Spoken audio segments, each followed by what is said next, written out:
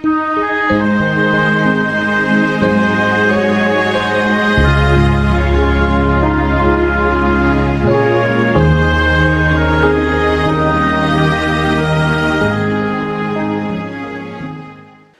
mis hermanos, les invito a que abran sus Biblias conmigo en el Evangelio según Juan, capítulo 16, versículo 21.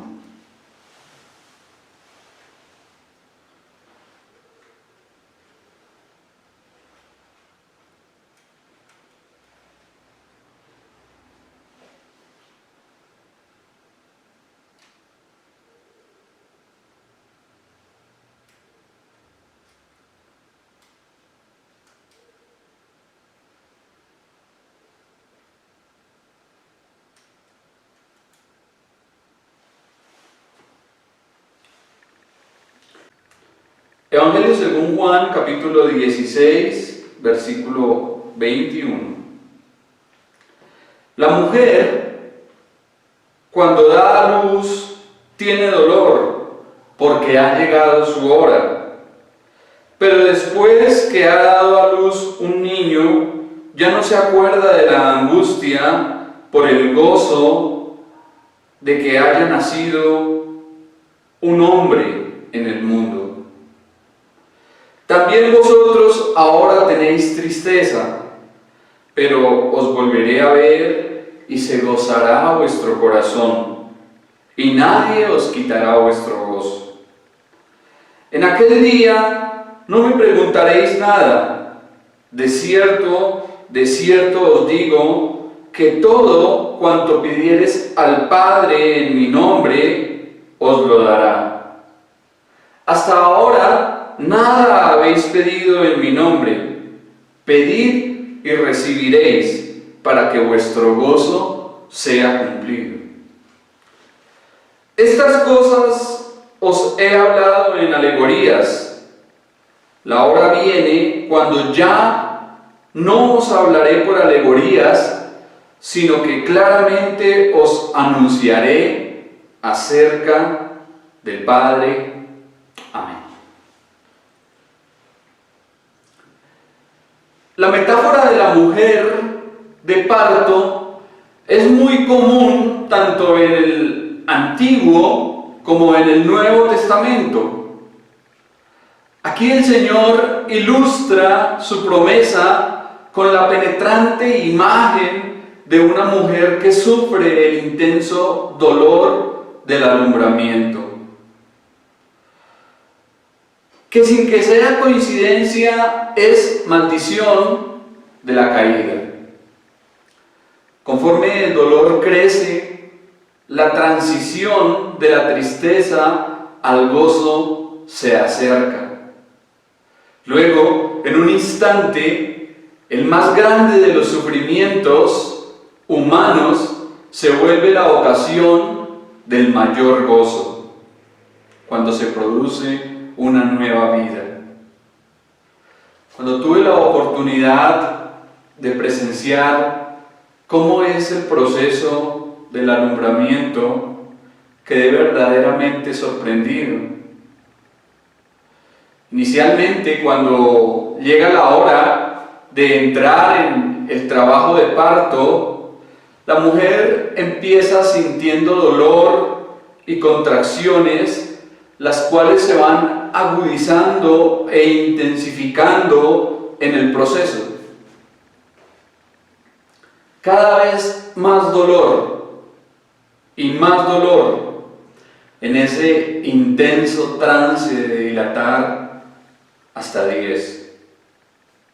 Como hombre, uno siente impotencia y vergüenza de estar allí.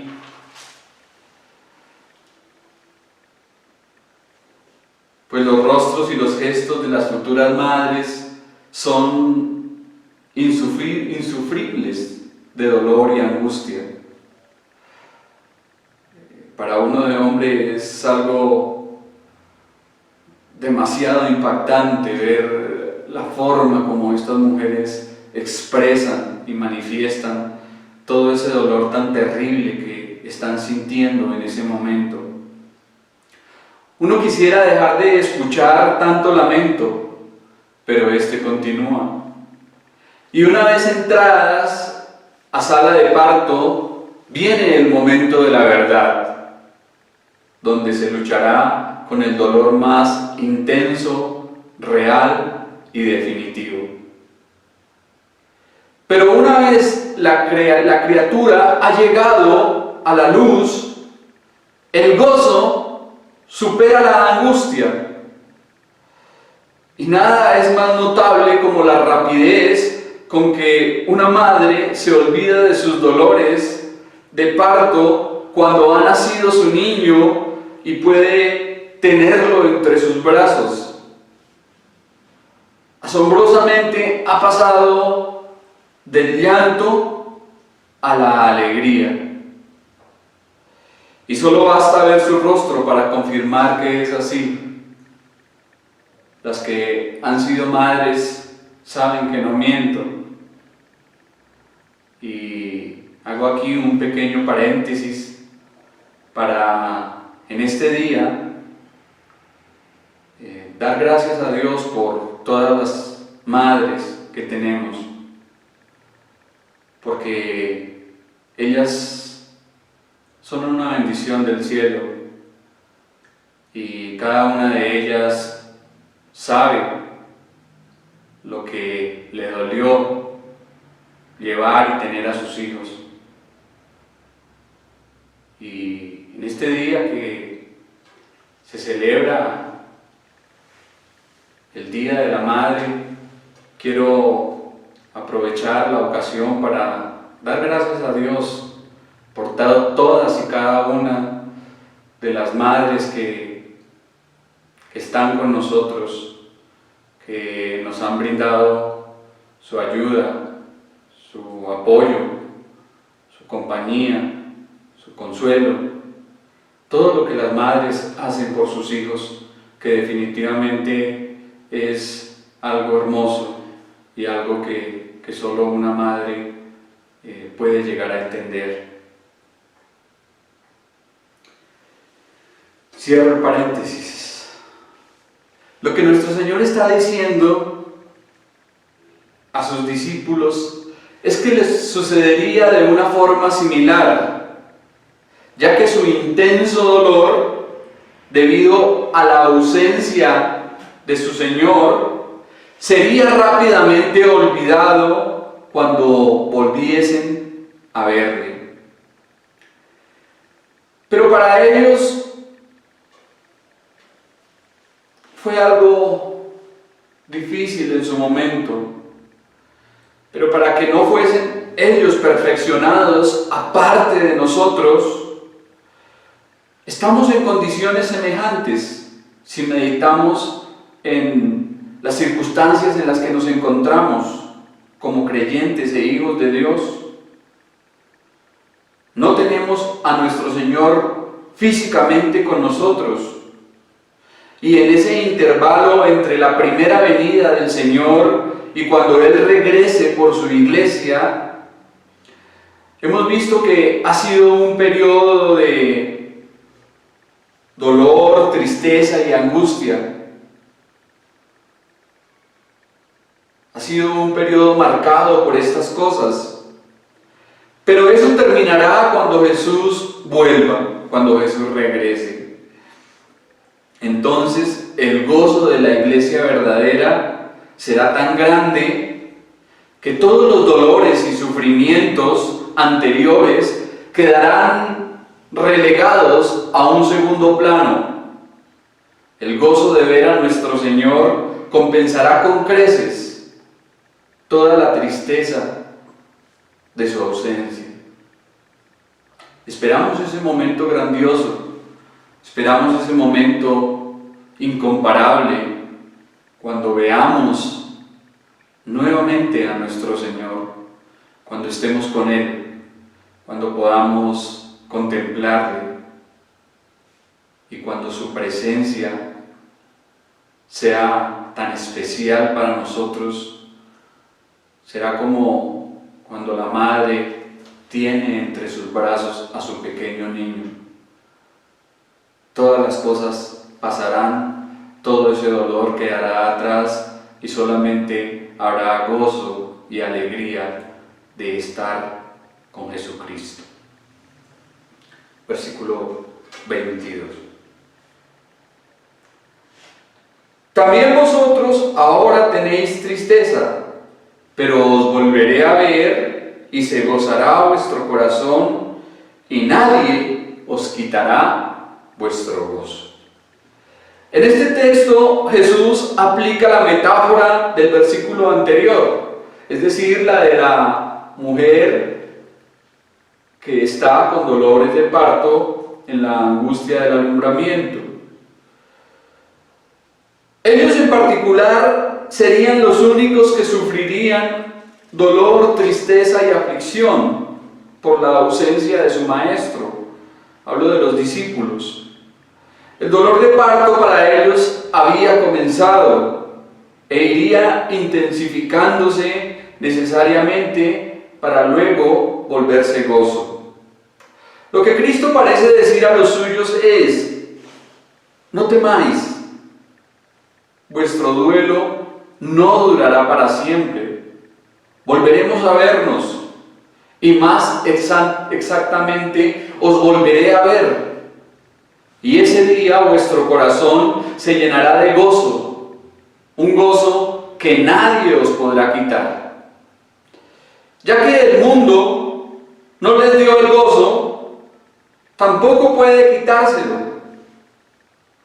Como una madre que contempla a su pequeño bebé entre sus brazos y solamente ella siente en su corazón la dicha de ser madre, nadie se lo puede arrebatar. De igual forma, los discípulos, al ver nuevamente a su Señor, sentirían ese gozo que el mundo ni nadie les podría quitar. Ver nuevamente a su Maestro y Señor después de la resurrección sería algo que los marcaría tan absolutamente que nada les privaría de ese gozo. La promesa que nadie les quitaría su gozo no significa que nunca tendrían tristeza en su corazón o que serían inmunes a las aflicciones o los quebrantos. No se refiere a eso, sino más bien que el gozo que tendrían producido por la vista de Jesús resucitado seguiría independientemente de las circunstancias. Y de igual forma es para nosotros. Las promesas del Señor no son un blindaje que nos garantice que nada malo nos pueda pasar, ni tampoco que estemos exentos de ser afligidos y entristecidos por los embates de la vida.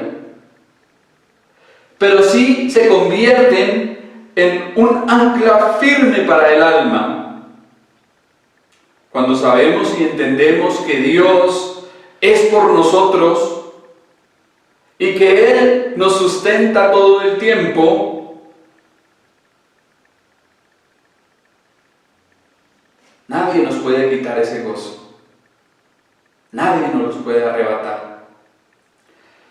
La fe no nos garantiza ausencia de problemas, pero sí respaldo divino en medio de ellos para afrontarlos.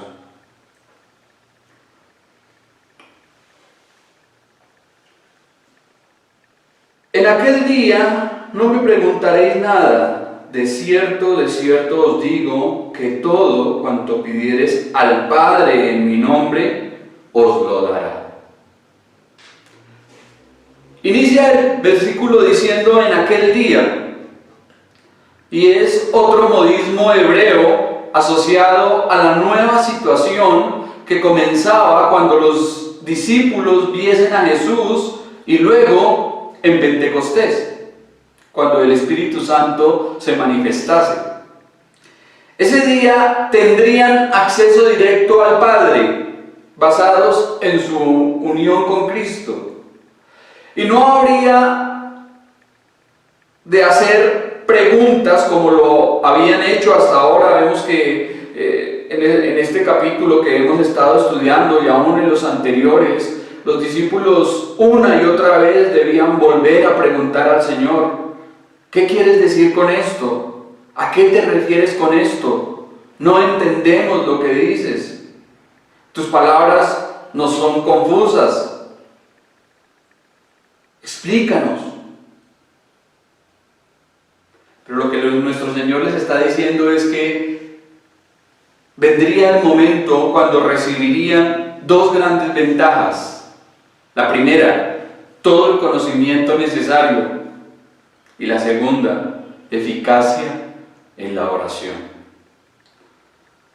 El doble amén inicia una enseñanza de suma importancia sobre la oración. De cierto os digo. Aquí nuestro Señor renueva y repite su anterior promesa sobre la oración. Por su parte, la afirmación todo, que aparece aquí, no debe entenderse como muchos la han interpretado erróneamente, de que se trata de un cheque en blanco, para poner ahí lo que se ocurra. No, pues como el pasaje dice que todo lo que pidieres, entonces todo es todo. No, ese todo es todo lo que sea verdaderamente para la gloria de Dios. Todo lo que sea para el bien de los discípulos y el interés de la causa de Cristo en la tierra. Ese todo está limitado, es comprendiendo lo que significa pedir en el nombre del Señor, orar en su nombre. Solicitar en el nombre de Jesús no es simplemente terminar la oración con una fórmula ritual. En el nombre de Jesús, amén. No. Solicitar en el nombre de Jesús es orar con la voluntad, mente y carácter de Jesucristo. Es entendiendo lo que Él desea y lo que sea para su gloria. Es digna de atención la frecuencia con la que nuestro Señor inicia e incita a la oración en los evangelios. Continuamente nuestro Señor le está diciendo a los suyos: orad, velad y orad, pedid, buscad. En el Nuevo Testamento encontramos textos que dicen: orad sin cesar, orando todo el tiempo. Continuamente la palabra de Dios nos dice que debemos estar en oración, estar buscando a Dios, estar en comunión con Él. Si lo entendiésemos, si comprendiésemos lo importante que es esta tarea, no la descuidaríamos y pasaríamos más tiempo de rodillas clamando al Padre. Dedicaríamos más tiempo a la oración que el que generalmente desperdiciamos en cosas que no edifican. ¿Cuánto tiempo perdemos frente al computador, frente al celular? ¿Cuánto tiempo perdemos escuchando cosas que no sirven, que no convienen? ¿Cuánto tiempo vamos a nuestro cuarto y tenemos comunión con Dios, cerramos la puerta y pedimos en secreto a nuestro Padre que nos ve? Es importante reflexionar todo esto, porque muchas veces no recibimos porque no pedimos. El Señor nos dice: pedid y se os dará, buscad y hallaréis. Aquí dice, todo lo que pidiereis, de cierto os digo, que todo lo que pidiereis al Padre en mi nombre, Él os lo dará.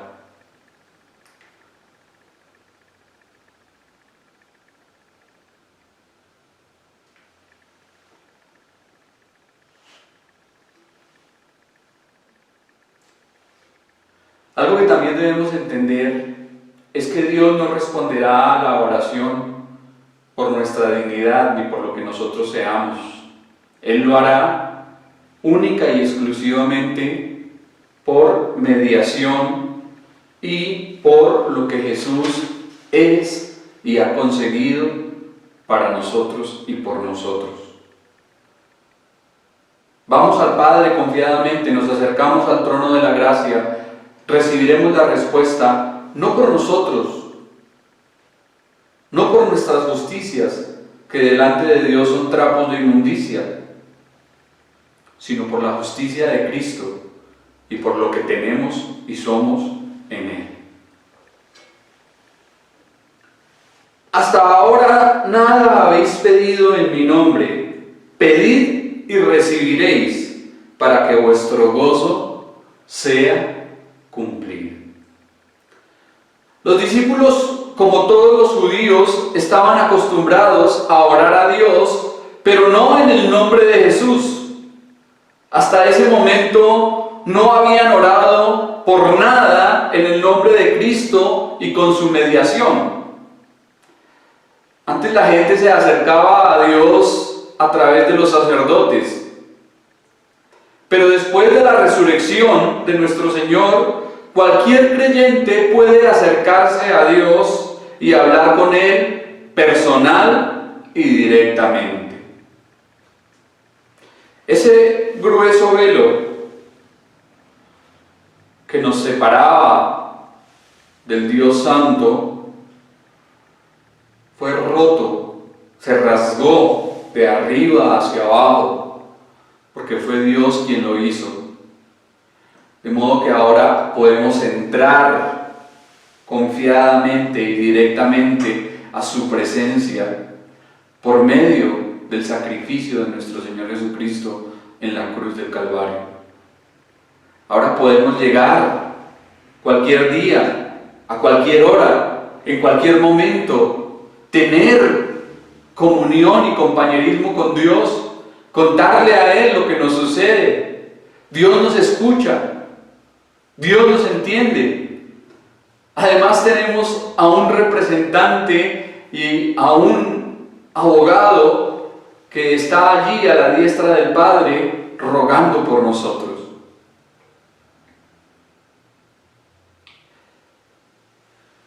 Los 11 discípulos habían seguido a Jesús como a un maestro, se habían sometido a Él como a un Señor, habían creído en Él como el Mesías anunciado por los profetas. Sin embargo, no habían comprendido plenamente que era el único mediador entre Dios y los hombres. Todavía ellos no tenían este conocimiento del Hijo. No sabían que se trataba de el único puente y mediador entre Dios y los hombres, de aquel por el cual Dios se acercó a los hombres y la humanidad fue llevada a la gloria.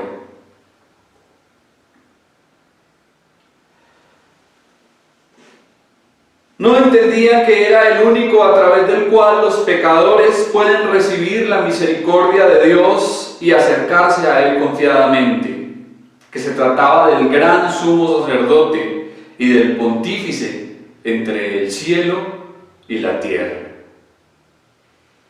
Pedid y recibiréis, para que vuestro gozo sea cumplido o colmado, como dice otra versión. El verbo en imperativo pedir indica que las oraciones de los creyentes deben ser persistentes y continuas. Cuando digo que el verbo está en imperativo, estoy diciendo que es un mandato, que es una orden del Señor.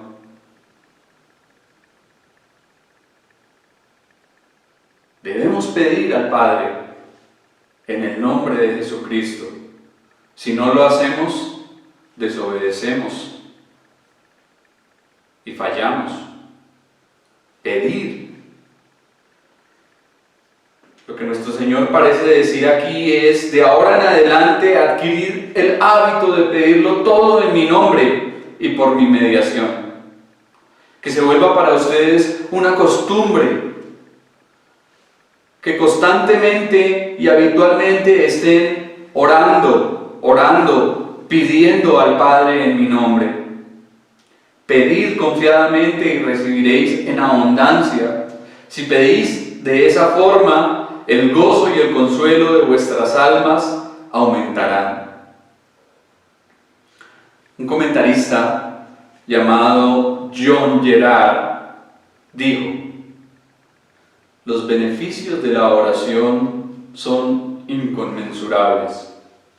La oración es la paloma que, tras ser enviada, regresa con la rama de olivo.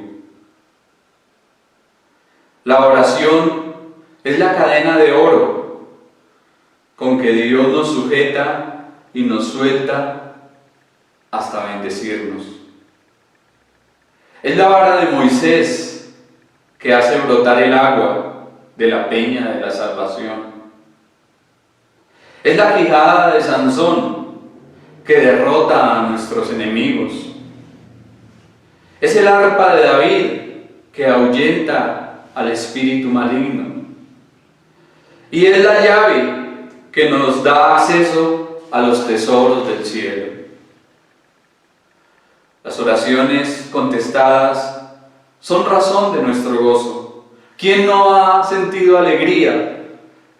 ¿Quién no se ha regocijado al ver que aún las oraciones que han sido hechas en la intimidad de su corazón, cuando usted le ha pedido a Dios con sinceridad, muchas veces aún sin expresarlo con su boca, pero son oraciones que también Dios escucha? ¿Y quién no se goza al ver que Dios le responde? Al ver que aún en esas cosas pequeñas Dios está ahí presente y que no le defrauda y que es como un buen padre quien sabe dar buenas dádivas a sus hijos que le piden. De modo que quien ora poco y con frialdad no debe esperar mucho gozo y paz en el creer. La persona que dedica poco tiempo a la oración o que se acerca a Dios de una manera impaciente, seguramente no podrá experimentar recibir de parte de Dios. Pedir y recibir trae un gozo que depende mucho del fervor y la sinceridad de la oración. Cabe resaltar que la oración que aquí se nos presenta es un claro deber de los creyentes, como ya lo dije. Aprendamos esta lección de corazón. De toda la lista de deberes cristianos, no hay ninguno al que se inste tanto como la oración. Es un deber para todos. Sean ricos, sean pobres, sean viejos, sean jóvenes, sean cultos o incultos, todos deben orar. Y alguien dijo, aquello por lo que no oras es lo que estás tratando de resolver con tus propias fuerzas. Las cosas por las que no oramos, por las que no pedimos a nuestro Padre, son aquellas que queremos resolver nosotros mismos, que queremos solucionar en nuestra propia debilidad, porque ni siquiera es en nuestra fuerza. Entonces, aprendamos todo el tiempo a orar, a dar gracias a Dios en todo, por todo, a pedir y no desmayar. El que está sentado en el trono puede comprender todas las peticiones que se le hagan en el nombre de Jesús. Toda petición que se eleve a Dios de una manera correcta en el nombre de Jesús, Dios la escuchará y Dios obrará. Él responderá a quien ore de modo que se sienta escuchado. Así pues, mis hermanos, hagamos de la oración en el nombre de Jesús un hábito cotidiano. Hábito por el que se nos infundirán nuevas fuerzas, consuelo y gozo. Quien prometió que nuestro gozo será cumplido, es decir, el Señor, es fiel y cumplirá su palabra si le pedimos algo en oración. En estos días leí algo que me pareció interesante y decía: cuando sientas que ya no te quedan fuerzas para estar de pie ante la vida, arrodíllate ante Dios. Y no solamente cuando estemos tristes, cuando estemos abatidos, cuando estemos problemados o en dificultades, no solamente cuando decaigamos, sino en todo tiempo. Que la oración sea para nosotros algo cotidiano, algo continuo, algo constante, para que de esa forma dependamos de Dios y de su gracia todo el tiempo.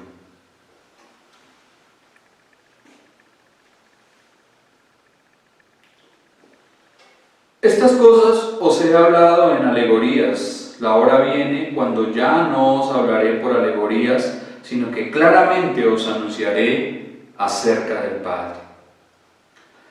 Aquí Jesús anticipa que la necesidad para que les enseñe mediante el lenguaje figurado desaparecería. De aquí en adelante nuestro Señor da comienzo a la conclusión y resumen de su discurso. Todo el tiempo que ha llevado hablando a sus discípulos, les ha hablado por medio de alegorías y de figuras. Si recordamos, les dijo o inició hablando a ellos: en la casa de mi Padre muchas moradas hay. Y según lo observamos aquí en el versículo con el que iniciamos, ha terminado diciéndoles, hablándoles de la mujer que está a punto de dar a luz. Nuestro Señor habló por símiles, por metáforas, utilizaba dichos oscuros que para sus seguidores muchas veces fueron confusos y no lograron entenderlos. Pero no fue porque nuestro Señor buscase confundirlos o enredarlos, todo lo contrario, porque deseaba darles esperanza en la tribulación que se avecinaba y equiparlos para la obediencia. El significado de sus palabras se iría aclarando conforme los sucesos se desenvolvían. Cristo esperaba que esas palabras salieran a la mente de ellos en momentos cruciales. Todas esas figuras, todas esas metáforas, todo ese lenguaje figurado que nuestro Señor empleó para enseñar e instruir a los suyos, en algún momento determinado vendría a ellos y sería aclarado, sería comprendido de una manera más plena. Luego dice el Señor: la hora viene, no os hablaré por alegorías, claramente os anunciaré del Padre. La hora aquí mencionada es el periodo entre la resurrección y la ascensión. Los 40 días en que enseñó a sus discípulos con más plenitud de lo que jamás antes lo había hecho. Y les habló más claramente sobre las cosas del Padre. Obviamente que estaba hablando de una instrucción personal. como si dijese: se acerca el momento en el que os mostraré clara y abiertamente lo que concierne a mi Padre, y a quien soy, y ya no utilizaré más imágenes ni figuras para explicarlo. Los discípulos comprenderían el significado de sus enseñanzas más que antes. Como ya lo hemos dicho, el aprendizaje que tuvieron estos hombres fue sistemático y progresivo, pero también vemos que cuando el Espíritu Santo vino a ellos fue poderoso y divino. Y así también es en el cristiano, así también es en nosotros. Debemos ir aprendiendo poco a poco, cada vez más, ir creciendo y madurando en la fe, en la enseñanza de nuestro Señor. Debemos tomarnos a la tarea de coger su palabra y escudriñarla, meditar en ella, memorizarla, practicarla, recitarla, transcribirla. Todo eso debemos hacerlo, pero también habrá un momento en que el Espíritu Santo venga a nosotros y nos dé luz de los pasajes y nos aclare las cosas que no podemos entender, las cosas que para nosotros sean difíciles y oscuras. Vendrá este gran Maestro y nos las desmenuzará y hará que sean entendibles para cada uno de nosotros. Así también es en el cristiano, quien debe esforzarse por crecer en el conocimiento del Salvador, pero también permitir que su Espíritu le guíe y le enseñe todo lo de Cristo.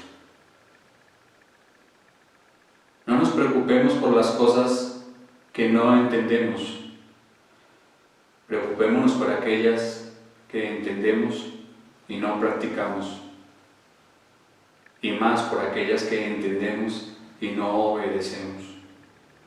Y en la medida en que abramos nuestro corazón con sinceridad a Dios, oremos a Él y le pidamos, Él nos responderá y nos guiará y nos enseñará a través y por medio de su Santo y Precioso Espíritu.